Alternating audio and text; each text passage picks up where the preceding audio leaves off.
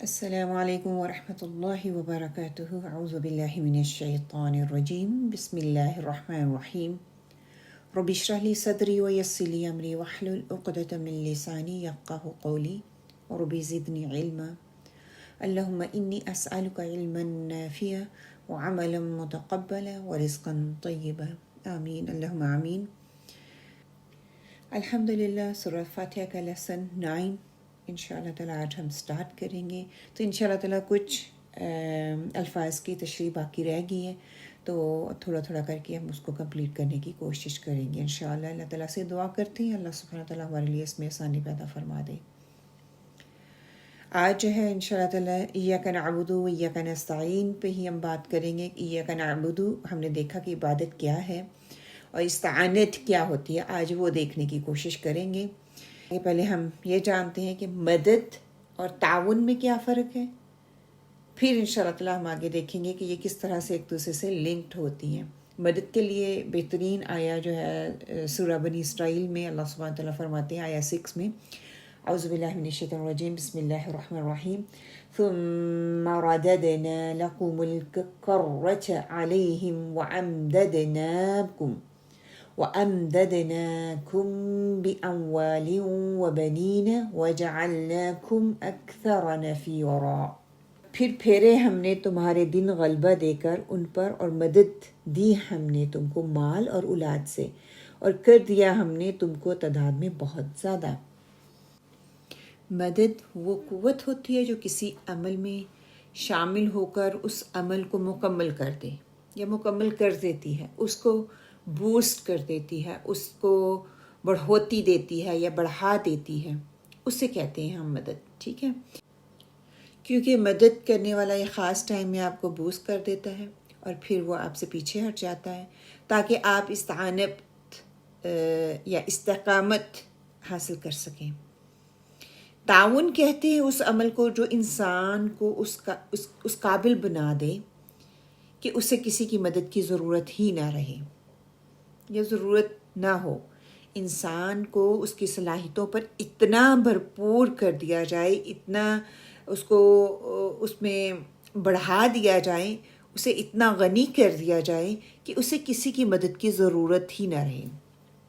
تعاون وہ مقام ہے جس میں انسانوں کے لیے مدد کرنے والا اور مدد لینے والا دونوں آخری مقام تک ایک دوسرے کے ساتھ رہتے ہیں، شروع سے لے کے آخر تک۔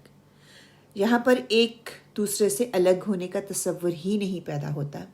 کیوں؟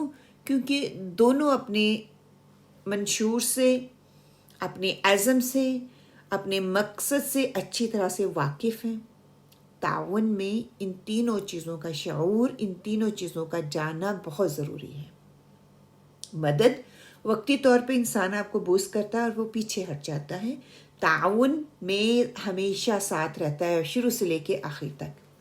مدد میں دونوں اطراف میں کسی ایک کا کمزور ہونا، یا دو ٹیمز ہیں، دونوں میں سے، دو انسانوں میں سے ایک کا کمزور ہونا بہت ضروری ہے، جبکہ تعاون میں دونوں کا بھرپور طاقتور ہونا، بھرپور استقامت کا ہونا لازمی ہے۔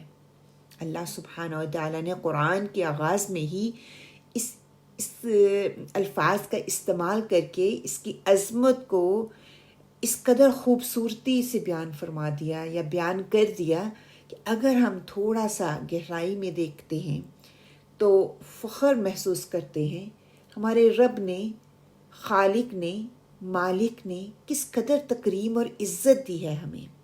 ایاک نعبد و ایاک نستعین میں مدد ایک کا کمزور ہونا بہت ضروری ہے۔ مثال کے طور پر میرے دو ہاتھ ہیں، دونوں میں قوت ہے، اگر ان میں سے کوئی کام میں ان کے ساتھ کوئی کام کرتی ہوں تو دونوں ہاتھ ایک دوسرے کے معاون ہیں، دونوں مددگار ہیں، دونوں ایک دوسرے کے ساتھ تعاون کر رہی ہیں، کیونکہ دونوں میں یکساں قوت ہے، دونوں میں یکساں طاقت ہے۔ لیکن جہاں کہیں گر جاتی ہوں یا میرا ہاتھ کمزور پڑ جاتا ہے کسی بیماری کی وجہ سے یا کٹ جاتا ہے، نعوذ باللہ، اگر وہاں پر عارضی ہاتھ یا عارضی بازو لگا دیا جاتا ہے تو میرا صحیح والا ہاتھ دوسرے ہاتھ کا جو ہے وہ مددگار بن جائے گا۔ یہاں پر دونوں ایک دوسرے کے معاون ہیں، ایک دوسرے کی ایک کے اندر کمزوری کی وجہ سے اور دوسرا اس کا مددگار بن رہا ہے، کہ دونوں جو ہے معاون نہیں ہے یکسانیت کے لحاظ سے، ایک کمزور ہے لیکن دوسرا اس کی مدد کر رہا ہے۔ اچھا ایک اور مثال دیتی ہوں، جیسے ٹانگ ہے میری، اس طرح میری ٹانگ کٹ جاتی ہے یا ٹوٹ جاتی ہے، اس کی جگہ پر میرے ہاتھ میں وہ بیساکھی آ جاتی ہے، کلچز جس کو ہم بولتے ہیں، کرچز آ جاتے ہیں، تو دوسری ٹانگ وہ اس کی مدد کر رہی ہے، تاکہ وہ جو کرچز ہیں وہ اس کو ہیلپ کر رہے ہیں دوسری ٹانگ کی مدد کرنے کے لیے۔ یہ اللہ کا احسان ہے کہ ہم پر وہ ہمیں معاون دیکھنا چاہتا ہے، وہ ہمیں استعانت کے قانون پر لانا چاہتا ہے، اور بار بار ہم اپنی عبادت میں اس چیز کو دہراتے بھی ہیں، کہتے بھی ہیں ایاک نعبد و ایاک نستعین۔ ہم مختص کرتے ہیں اپنی اس عبادت کو، اختیار کو تیرے لیے، اور ہم مختص کرتے ہیں اس تعاون کو۔ یہ ہم روز دن میں 5 دفعہ جب نماز پڑھتے ہیں تو اس چیز کا اعادہ کرتے ہیں، اس چیز کو دہراتے ہیں۔ یہاں پر اللہ سبحانہ وتعالیٰ استعانت کا لفظ استعمال کر رہے ہیں، یہاں پر اس لفظ کے آنے کا مقصد کیا ہے یہ جانتے ہیں۔ دیکھیں قرآن ہمیشہ اسباب کو اور نتائج کو ہمیشہ ساتھ ساتھ پیش کرتا ہے۔ قرآن سے بہت سی ایسی آیات ہمیں مل جاتی ہیں جہاں پر سبب جو ہے موجود ہے، اور اس کا نتیجہ بھی کہیں پر ایک پوری آیت میں سبب اس کا موجود ہے اور دوسری آیت میں اس کا نتیجہ بتا دیا جاتا ہے۔ اور جب ہم بھی قرآن پڑھیں تو ہر آیت پر غور کریں اور دیکھیں کہ یہ آیت جو ہے یہ اسباب پر ہے یا نتائج پر ہے۔ اللہ تعالیٰ نے کبھی ایسا نہیں ہوا کہ اسباب بیان نہ کیے ہوں اور اسباب بیان کیے ہیں تو اس کے نتائج نہ دیے ہوں۔ ہمیشہ ایسا ہوتا ہے، یا تو آیت نتائج پہ ہوتی ہے یا اسباب پہ ہوتی ہے۔ جیسے ہم نے پچھلی آیت میں پڑھا تھا نا کہ مالک یوم الدین، اس کا التزام قائم ہو۔ جب وہ التزام قائم ہو جائے گا تو انسان کیا کرے گا؟ ایاک نعبد و ایاک نستعین با اختیار ہو جاتا ہے، با اختیار ہو کر اللہ کے سامنے وہ سبمٹ کرتا ہے۔ اس وقت عبادت کا حتمی نتیجہ جو ہوگا وہ استعانت ہوگا۔ آپ دیکھیں گے کہ اللہ سبحانہ وتعالیٰ کے دین میں عبادت کرنے والا با اختیار ہے۔ دوسری بات یہ کہ اس ماحول میں، اس معاشرے میں تعامن کا راج ہوگا، ہر انسان دوسرے انسان کا معاون اور مددگار ہو جائے گا، اور ایک دوسرے کو تھامنے والے ہو جائیں گے۔ وہ کسی کو اس قابل بنا دے گا کہ کسی کو تھامنے والا بن جائے گا۔ جب ہم کسی کی استعانت کرتے ہیں، دوسرے کو اس قابل بناتے ہیں کہ وہ دوسروں کو تھامنے کے بجائے خود اس پہ کھڑا ہو، وہ کسی دوسرے کا محتاج نہ رہے۔ عبادت کا اولین نتیجہ استعانت ہو گئی، وہ تعاون ہوگا۔ سورہ الاعراف میں اللہ سبحانہ وتعالیٰ استعانت اور تعاون کے حوالے سے بات کرتے ہیں۔ موسیٰ علیہ السلام نے اپنی قوم سے جب کہا تھا، ترجمہ کیا ہے کہ موسیٰ نے اپنی قوم سے استعانت حاصل کرو اللہ سے اور صبر کرو۔ موسیٰ علیہ السلام نے یہ کہا تھا اپنی قوم سے۔ وہ عباد کو اللہ سبحانہ وتعالیٰ جو ہے وہ زمین دیتا ہے، عبید کو نہیں۔ ہم نے پیچھے پڑھا تھا نا کہ وہ عبید جو ہوتا ہے وہ با اختیار نہیں ہوتا، عباد با اختیار ہوتا ہے، وہ غلاموں کو وارث نہیں بناتا، وہ سربلند لوگوں کو، نگاہ اونچی رکھ کر بات کرنے والوں کو، عزت و تکریم حاصل کرنے والوں کو، وہ جن کو اللہ کی حمایت حاصل ہو ان کے لیے، وہ جو ظلم کے خلاف جہاد کرتے ہوں۔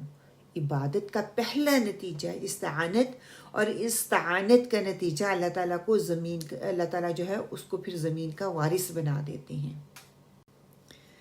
سورہ البقرہ آیہ 45 میں اللہ سبحانہ وتعالیٰ فرماتے ہیں، بسم اللہ الرحمن الرحیم، وَاسْتَعِینُوا بِالصَّبْرِ وَالصَّلَاةِ، اور مدد لو صبر سے اور نماز سے۔ استعانت حاصل کرو صبر سے اور نماز سے۔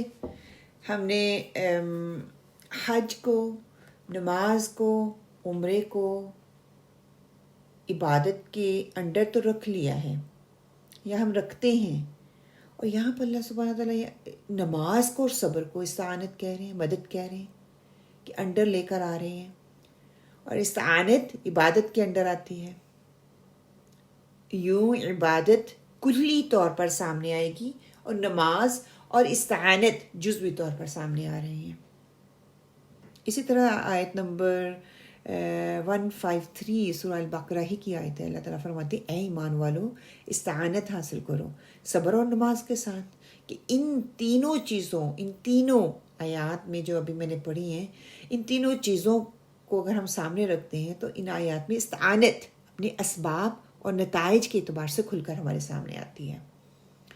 عبادت میں استعانت سبب اور نتیجہ ساتھ ملے گا. استعانت سبب اور نتیجہ جو ہے وہ ساتھ ہوں گے. عبادت کیا ہے کہ انسان با اختیار ہو کر اپنے اختیارات کے ذریعے اللہ تعالیٰ کے احکامات کو تسلیم کرتا ہے تاکہ انسانوں کو قرآن کے ذریعے وہ دائمی حریت حاصل ہو جائے جس کے لیے انسان کی تخلیق کی گئی، پیدا کیا گیا. انسان کو عبادت کا ولین اور حتمی نتیجہ یہ آئے گا کہ تعاون ہوگا، معاشرے میں عبادت ہوگی، انسان با اختیار اللہ کے احکامات کی اطاعت کرنے کے لیے ساتھ وہ ہر لمحہ دوسروں کے ساتھ تعاون کرنے میں اپنی تمام تر قوتیں صرف کر دے گا. عبادت ہی کے نتیجے میں انسان کے اندر استعانت آتی ہے، اور استعانت کا نتیجہ کیا نکلتا ہے؟ اس کے سبب اور نتائج ہمارے سامنے آتے ہیں. جب وہ سبب اور نتائج ہمارے سامنے آئیں گے تو وہ اس کا یہ جو ہم عبادت کرتے ہیں اس کا حتمی نتیجہ ہمارے سامنے آتا ہے. وہ حتمی نتیجہ کیسے آتا ہے کہ انسان دوسروں کے لیے معاون اور مددگار بن جاتا ہے، انسان دوسروں کی معاون اور مدد کرنے کا سبب بن جاتا ہے. ربنا تقبل منا انك انت السميع العليم وتب علينا انك انت التواب الرحيم واقول قولي هذا واستغفر الله لي ولكم آمین اللہم آمین. اللہ تعالیٰ سے دعا کرتے ہیں اللہ سبحانہ تعالیٰ ہمیں قرآن کو بہترین طریقے سے سمجھنے اور اس پر عمل کرنے کی توفیق عطا فرمائے. اس دعا کے ساتھ اللہ سبحانہ تعالیٰ آپ سب کا حامی و ناصر ہو. السلام علیکم ورحمۃ اللہ.